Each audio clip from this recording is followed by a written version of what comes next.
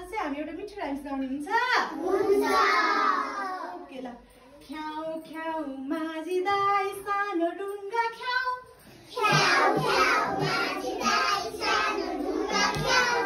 रमाउँदै रमाउँदै रमाउँदै रमाउँदै माछा मार्न जाऊ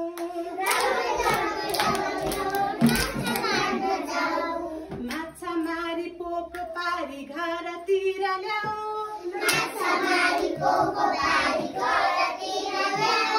घरतिर ल्याएर माछा भात पकाऊ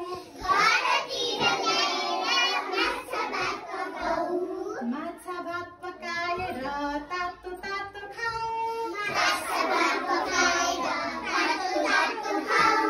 तातो तातो खाएर नुन गर्न जाऊ